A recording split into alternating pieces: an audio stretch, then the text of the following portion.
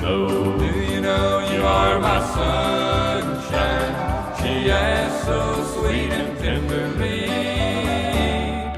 Do you know you are my sunshine? Hey folks, it's Ron with On Fire Concerts, and we've got a very special interview today with a very special gentleman. Um, he's a true icon in country music and across all music fields.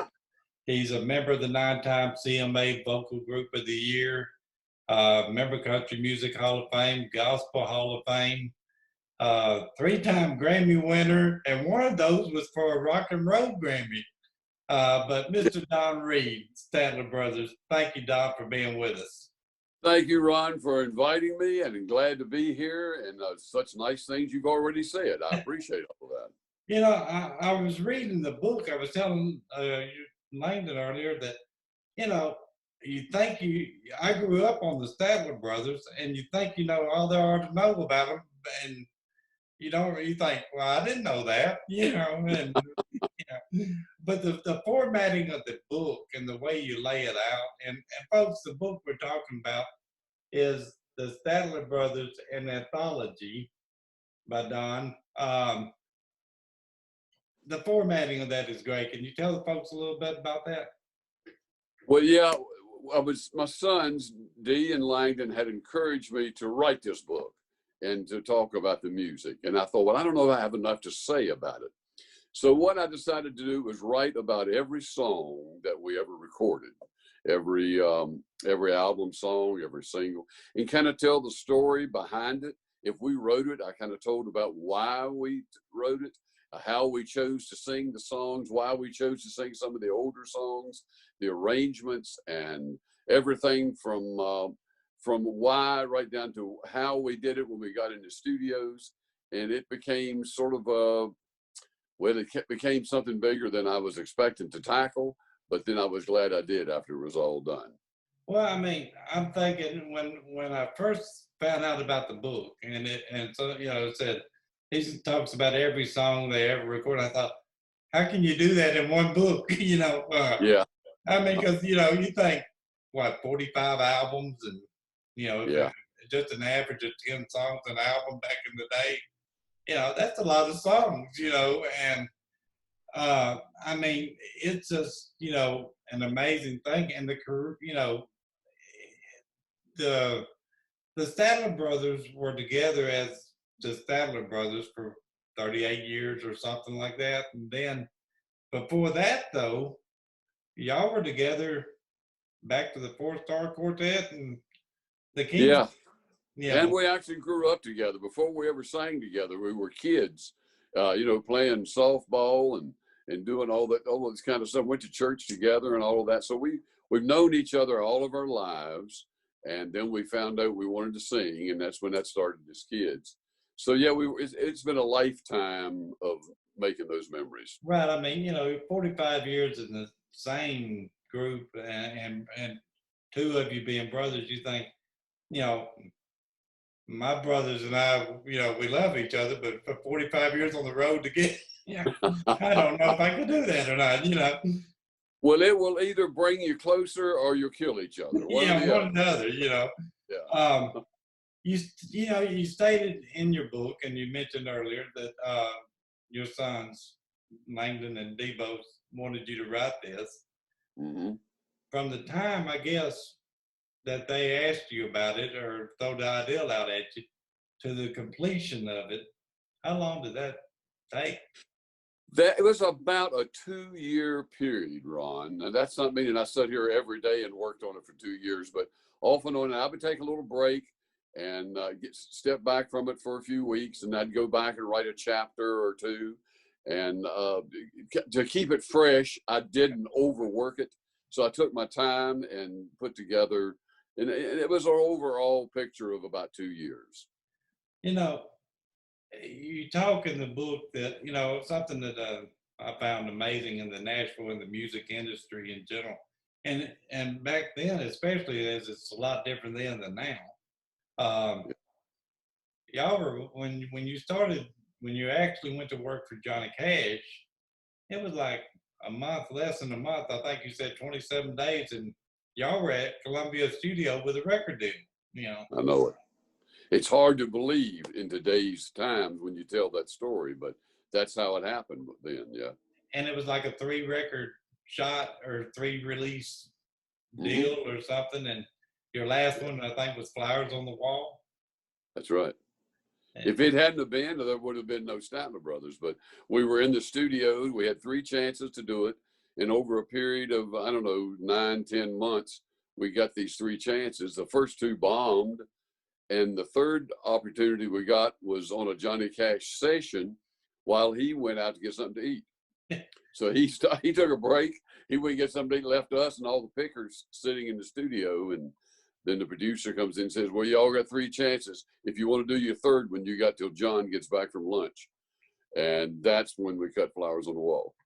That was the turn, of course, that made the Statler Brothers, you know. And, you know, there's just so much, I guess, little humor facts you put in the book and tell about that. You were in the room when, I guess it was Carl Perkins wrote Daddy Sing Bass, and y'all were going to record it. Yeah, we thought we were. That was our plans. And then John heard Carl sing it, and he said, I want to do that. And so the next call we got was John saying, come to Nashville and record this song with me. And when we got there, it was the song we were expecting to record. But that's how it is in the music business. Right, and the same thing happened with Chris Tofferson and me and Bobby McGee. You were telling about, you know, it's amazing. You know, I did not realize. I guess it was in my notes here. I did not realize it was 1982. Whatever that y'all recorded, the song, whatever. Was it first country music video? Yeah, it was brand new then, and they told us when we did it what they had to explain to us what they were going to use it for, and because this is something that hadn't been done before, so we cut that one, and then they started catching on then, and of course those kind of video shows were popping up all over the country. Right, and when the video was recorded, being that it was the first one, the concept. Did you have any idea what videos were going to do in the future, or how big they would actually become? Because that was amazing. We had no idea how they were going to get this out to the people, how the people were going to see them, how this would tie in with a record. All of that was like foreign to us, and basically to the industry, because it was new and it was just being experimental.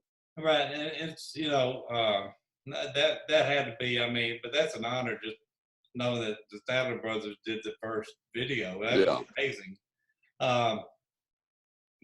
And then I think we're jumping forward, but like 1991, you started y'all's TV show. Yeah. And that ran for 7 years or so, 8 years. And I don't believe y'all slowed down on your touring schedule during that time. We were trying to do a lot, and we were touring, we were recording, we were doing television. It was a busy time. I look back on the 90s as probably our busiest decade, because we didn't have a lot of off schedule. Usually we always planned our time off, we planned our vacations off, and during that period it was just working constantly, and that's probably what kind of moved us closer to retirement. By 2002, I think we were retired. It's I just I can't imagine, because doing the TV schedule, I know a little bit about that, not a whole lot of the aspect of it, but I've done some filming. That's a job by itself. That's a full time. You just don't go in and record a show say it's done. And the Statlers, everything the Statler Brothers ever did, it was flawless. It wasn't no that anybody's seen, and it just I couldn't imagine with the full touring schedule and trying to do a TV show. That was just my brother and Harold and I wrote every show, so we'd start with that. Then we produced the show, the Statlers did. And then we would be there to film it with our guests and ourselves. So we were involved in every aspect of the TV show. It didn't like we just walked in and did a song or two and they told Right. us where to start. We were in the very, we were planning all of that, helping to plan all that ourselves. Y'all So went we were involved, and start that's to what was so finish. time to me. Right. And it's just amazing that the process of it and just the time it took to do that. And, I realized, and I was going to bring this up later, but this would be a good point to throw in there now, I think. In the book, or not, I don't know, I read an article that you had done sometime or another, and it may have been mentioned in the book, but anyway, don't think so. But it said that you had stated that you actually enjoy the music of the Statler Brothers more now than you did when you were on the road because you was Yeah. so busy. And when I wrote this book, I sat down here at my desk and I listened to every song, and then I would write about it. So I was hearing all of these songs, and I was hearing a lot of them that I hadn't heard in 25, 30 years. And I was now hearing them with a different ear, because before you're hearing it commercially, you're hearing it, let's get this out, and then we're working on the next album before the ink gets dry on this one. Right. And I was able to sit back and listen to it, and I was hearing things that I hadn't heard before, and I was enjoying things that I'd never enjoyed before. So it was really an eye-opening experience for me as to who the Statler Brothers were musically these many years later. Well, there's a gentleman that you mentioned in your book that is an amazing gentleman in my book as well. But Jerry Kennedy. Yeah. Yeah, I produced a lot. Well, I think you said 22 years. Yeah. For them. We were together alone, still best of friends. We talk to each other all the time on the phone to this day. And he was a very important part of the Statler Brothers. I mean, he gave us commercial freedom. He let us do what we wanted to do, and he put his polish on it when we got through with it. And the book is dedicated to Jerry. There's just in the recording business, there's no telling the number of albums that he's influenced. Oh, yeah. It's an amazing. I found it. My little day-to-day schedule, much less the Statler Brothers' day-to-day schedule, that you had time to write, and the presence of mind to say, I'm going to take notes of all this. Yeah. While I'm doing it, I did. I kept notebooks. I kept calendar books. I kept all kinds of, each day and each night I'd get on the bus, or we travel, or in a hotel room, and I'd jot down all these little notes, what we did that day, right down to our concert shows, what we wore, what comedy routines we did, what songs we sang. And I kept this every day all of those years. And it's certainly, I didn't know why. I had no idea why I was doing this, but the Lord knew, and he allowed me to do this, and I suppose encouraged me to do this, and then because of the book. Well, it's just amazing that someone said, and in the book you mentioned that you would hope that more artists would do the similar things. Oh, yeah. And that's kind of my challenge to all the other artists, to do this for your fans. Write down, and if you can remember all these things, or as much as you can remember, of why you did things and how you did things. And I think it'd be just wonderful. I wish people before me had done it, because there's plenty of those I'd like to read myself who I'm fans of. I had the Statler Brothers, there again, growing up on the Statler Brothers. And I thought, when I asked you about the interview originally, and you mentioned you had this book coming out, I had just got done interviewing Jimmy Fortune. Yeah. And Jimmy, I try to keep these interviews because I don't want to tie the artist up, and you try to keep them minimum 20, 30 minutes at most or something. And of course, Jimmy we talked an hour, and but Jimmy's a great guy, and he was just talking about how the Statler Brothers, how he said, when he came in and even filled in temporary before becoming permanent, he said, it was like I belonged there. It was like they made you feel like you belonged. Yeah. He did belong there. He was part of us from day one. He was a brother from day one. And I just can't speak enough about Jimmy, of what I think of him, of his heart, of his singing, of his talent. I just love the guy. And we're still very close. He's just an amazing gentleman, and been I've been blessed to know him and then work with him, and he's just a great guy. But he you stated in the book that when you started writing this, it was you and Harold going to write it together, and then Harold unfortunately got sick. Yeah, But you still took each chapter to him when you got done. exactly. He read every chapter as I wrote it, and I got his stamp of approval, and we would talk about it, and he would alter things. But yeah, I wish that he had been well and good enough of health to where we could have written it together. We did write one other book together, Random Memories, years ago, about the Statler brothers. And I wish we could have done this, but it wasn't meant to be. And he didn't live to see the book published, but he did know it was on its way, and he had read every word. And I heard a story that you had told, and you I believe the article I was reading, and I don't even remember now where it was, Variety or somewhere, but you were talking about. You said, let me tell you a story about Harold that has no punchline, but it was about the Psalms 119. Yeah.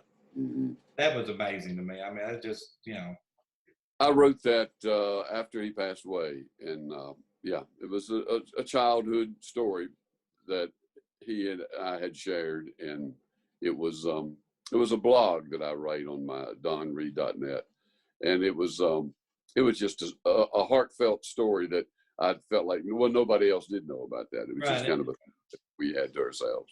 Yeah. Of all the people, I mean, Harold to me, and just saying this, Harold was, of course, he was as funny as he could be. Oh yeah. And I remember I grew up in Southern gospel music, and that's what I started out as a promoter in. Mm-hmm. And I've been blessed to work with everyone basically, and over the years. And Harold, I've seen him and JD Summers on stage together, cutting up, and that just But I remember back.